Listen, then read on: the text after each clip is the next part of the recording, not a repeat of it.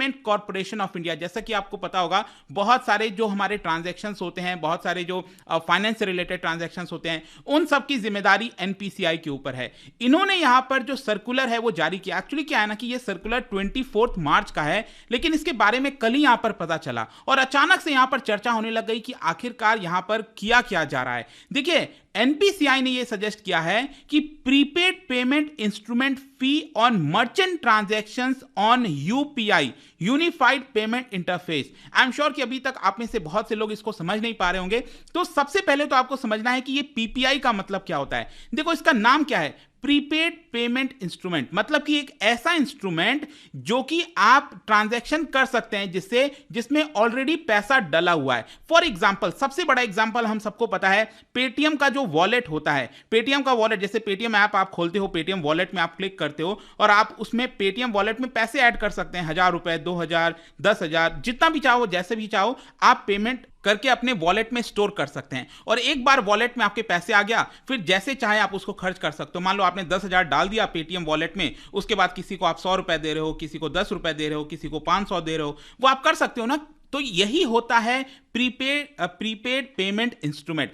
या फिर इसका एक और एग्जांपल मैं बताता हूं। कई बार आपने देखा होगा कुछ शॉप्स वगैरह होते हैं, जो शॉपर स्टॉप हो गया, कोई और शॉप होता है जहां पे वो लोग कार्ड इशू करते हैं। तो आप उसको क्या करते हो, भैया एक काम करो, 10,000 मैं आपको पेमेंट कर रहा हूं, इसका आप एक गिफ्ट कार्ड बना कर दे दो, और आप किसी को वो गिफ्ट दे सकते हैं, वो कार्ड। और वो पर्सन क्या करेगा, जो आपका दोस्त है जिसको आपने गिफ्ट किया है, वो उस दुकान पर जाएगा और उसको खर्च कर पाएगा। तो प्रीपेड पेमेंट इंस्ट्रूमेंट बेसिकली एक तरह का वॉलेट, जैसे पेटीएम वॉलेट और या फिर फोन पे वॉलेट हो गया, आप में से बहुत से लोग यूज करते होंगे। तो फोन पे वॉलेट में आप पैसा पहले डाल देते हैं और फिर उसके हिसाब से वो खर्च करते हैं।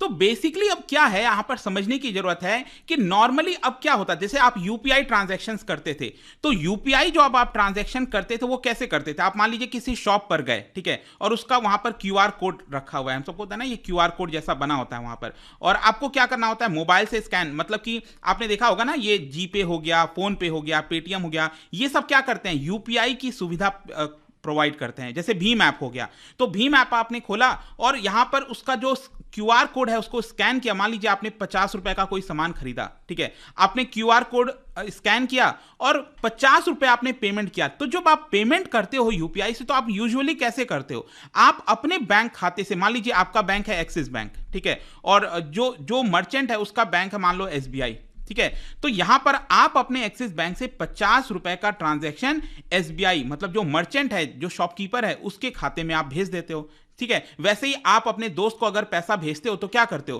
तो आप अपना यूपीआई एड्रेस, दोस्त का यूपीआई एड्रेस डालते हैं और उसको जो भी 1000 रुपए, 2000, 5000 वो आप सेंड कर देते हैं। तो यहां पर क्या होता है, ये तो बैंक अकाउंट से दूसरे के बैंक अकाउंट में चला गया। एक तो ये होता है, देखो यहां पर जब आप अपने बैंक अकाउंट से दूसरे के बैंक अकाउंट भेजते हो पैसा यूपीआई के माध्यम से, उस पे कोई चार्ज नहीं है। लेकिन मान लीजिए आपके वॉलेट में पैसा रखा हुआ है, ये वॉलेट आप देख रहे हो ना, पेटीएम वॉलेट, ये पैसा पेटीएम वॉलेट में रखा हुआ है, प्रीपेड इंस्ट्रूमेंट में रखा हुआ है, और फिर आप किसी के अकाउंट में पैसा भेज रहे हो। आप शॉपकीपर के पास गए, आपको 50 रुपए भेजना है, ठीक है, आप 50 नहीं, चलो क्योंकि यहां पर क्या है ना, 2000 के ऊपर ट्रांजैक्शन पर है। मान लीजिए आपने 5000 का ट्रांजैक्शन किया या फिर 10,000 का मान लो ट्रांजैक्शन किया, ठीक है, तो अब क्या होगा कि आपके पेटीएम में 10,000, पेटीएम वॉलेट के अंदर 10,000 रुपए पड़े हुए हैं, ठीक है, तो ये 10,000 आपने किसको भेजा, शॉपकीपर को दे दिया, तो ये 2000 से ऊपर का ट्रांजैक्शन हो गया।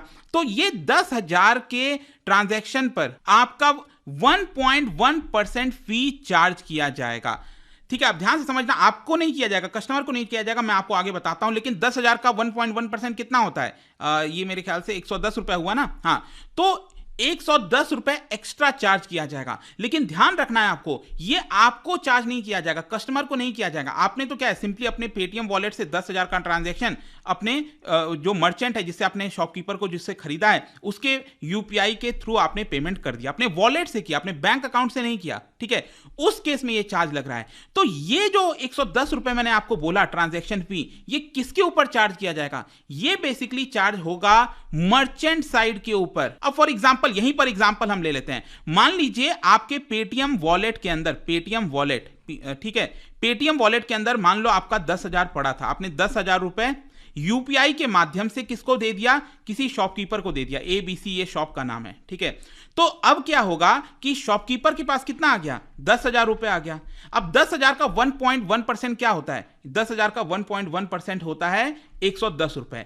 तो शॉपकीपर को क्या करना होगा, ये जो मर्चेंट है इसको क्या करना होगा, ये 110 रुपए पेटीएम वालों को देना होगा। आ रहा है समझ में, पेटीएम वालों को देना होगा। क्यों देना होगा, क्योंकि पेटीएम ने इस वॉलेट से 10,000 रुपए उस मर्चेंट के खाते में भेज दिया। ये कुछ वैसा ही है जैसे आपने देखा होगा ना, क्रेडिट कार्ड कई बार आप स्वाइप करते हो तो शॉपकीपर कहता है देखो इसके ऊपर 2% चार्ज लगेगा, या फिर 2.5%, 3% हम एक्स्ट्रा चार्ज करेंगे, होता है ना कई बार। तो वही चीज है यहां पर, अगर आप उस मर्चेंट के अपने बैंक अकाउंट से डायरेक्टली उसके बैंक अकाउंट में पैसा भेजोगे, कोई चार्ज नहीं है। लेकिन अगर आप प्रीपेड इंस्ट्रूमेंट से, अगर आप वॉलेट से पैसा भेज रहे हो उसके यूपीआई में, तो ही उसके ऊपर यहां पर चार्ज लग रहा है। अब देखो प्रॉब्लम क्या है इसमें, प्रॉब्लम यह है कि मान लो आपको तो कस्टमर को तो डायरेक्ट कोई चार्ज नहीं लग रहा है, यहां पर चार्ज लग रहा है मर्चेंट के ऊपर। तो मर्चेंट हो सकता है आपसे, ये जो शॉप है एबीसी, वो आपको बोल दे कि भैया अगर आप वॉलेट से पैसा भेजोगे तो हम आपको 100 रुपए आपको एक्स्ट्रा देना होगा। तो अल्टीमेटली बर्डन किसके ऊपर आ गया, ये कस्टमर के ऊपर आ गया ना। कई बार सरकार कह देती है, जैसे क्रेडिट कार्ड है, क्रेडिट कार्ड के ऊपर कस्टमर को चार्ज नहीं लगता है, लेकिन जो शॉपकीपर होता है वो कहता है कि देखिए अगर आप क्रेडिट कार्ड से स्वाइप करो तो आपको फिर यहां पर एक्स्ट्रा पेमेंट करना होगा, एक्स्ट्रा चार्ज करना होगा। तो यही है पूरा मामला। तो क्या हुआ कि जब से कल से ये पूरी खबर आ रही थी, इसको लेकर एकदम अफरा तफरी मच गई कि क्या जितने भी यूपीआई ट्रांजैक्शंस हैं सभी के ऊपर चार्ज लग रहा है। जी नहीं, एनपीसीआई ने इसको लेकर पूरा जो है एक डिटेल में क्लैरिफिकेशन भी दिया और कहा कि जो नॉर्मल आप यूपीआई ट्रांजैक्शन करते हो, अपने दोस्त को भेजते हो, किसी को भी बैंक खाते से डायरेक्ट किसी के बैंक खाते में भेजते हैं, कोई भी चार्ज नहीं लगेगा, ठीक है, ध्यान से। और फिर से मैं रिपीट कर रहा हूं, अगर आप प्रीपेड इंस्ट्रूमेंट से, जो वॉलेट वगैरह हो गया, उससे अगर आप यूपीआई का ट्रांजैक्शन कर रहे हो, किसी और को भेज रहे हो किसी के खाते में, तो ही यहां पर जो एक्स्ट्रा चार्ज है ये 1.1% का वो लग रहा है। और पेटीएम ने भी इसको लेकर सफाई दी कि देखिए यहां पर पेटीएम जो है कोई भी प्रकार का आपको चार्ज नहीं लगाएगा, कस्टमर के ऊपर कोई चार्ज नहीं आएगा। लेकिन जैसा मैंने आपको बताया कि हो सकता है कि जो शॉपकीपर है वो आपको बोल दे कि भैया हाँ हमें तो चार्ज लग रहा है ना, तो आप हमें पेमेंट यहां पर कर दो। फिर इसके साथ साथ एक और चीज मैं बता दूं, यहां पर क्या होता है ना कि कई बार आप जैसे पेटीएम वॉलेट ही है, मान लो, फिर से मैं लेके आता हूं, ये पेटीएम वॉलेट है, तो आपको क्या करना होता है, आपको यहां पर पैसा भरना होता है पेटीएम वॉलेट के अंदर कि मान लो आपको चाहिए 5,000 रुपए, ठीक है, पेटीएम वॉलेट में।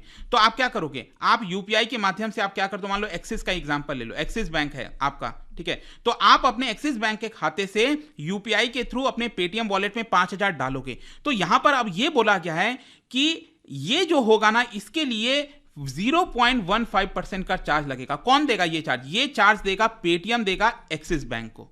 आई होप कि आप ये भी समझ पा रहे होगे, क्योंकि एक्सिस बैंक, अब ये सारी चीजें क्यों हो रही हैं, आप खुद सोचो, ये सारी चीजें इसलिए हो रही हैं क्योंकि ये प्रोसेसिंग लग रहा है ना, पेटीएम वॉलेट से पैसा मर्चेंट के थ्रू एकदम अलग अलग प्रोसेस में जाना, ऑथराइज होना ट्रांजैक्शन, तो ये सारी चीजों की वजह से ये जो पूरा लंबा प्रक्रिया है उसमें ऑब्वियस सी बात है कुछ खर्च होता है पैसा, इसी के लिए यहां पर ये किया जा रहा है। और साथ ही साथ कई बार बैंक लॉस में आ जाते हैं, क्योंकि मैं आपको बता दूं यूपीआई का जो भी ट्रांजैक्शन आज के डेट में होता है हमें लगता है फ्री है, लेकिन एक्चुअल में फ्री नहीं है। यहां पर क्या होता है कि जब भी आप मान लो एक्सिस बैंक से आप पैसा भेज रहे हो एसबीआई के अंदर, तो इस ट्रांजैक्शन के लिए एसबीआई कुछ पैसा एक्सिस बैंक को भरती है ट्रांजैक्शन के लिए। आ रहा है समझ में, तो ये यूपीआई का ट्रांजैक्शन लगता है, इसकी वजह से बैंकों को काफी लॉस वगैरह होता है। तो आरबीआई ने इसी को थोड़ा सा लॉस कम करने के लिए ये वाला स्टेप लिया है। और यहां पर एक चीज और मैं आपको बता दूं, ये सारी चीजें स्टार्ट हो रही हैं 1 अप्रैल से, और इसको फिर से रिव्यू किया जाएगा 30 सितंबर तक, ठीक है, 30 सितंबर तक फिर से जो एनपीसीआई है उसको रिव्यू करेगी। अल्टीमेट डिसीजन क्या है कि आरबीआई का होने वाला है, क्योंकि ये सारी चीजें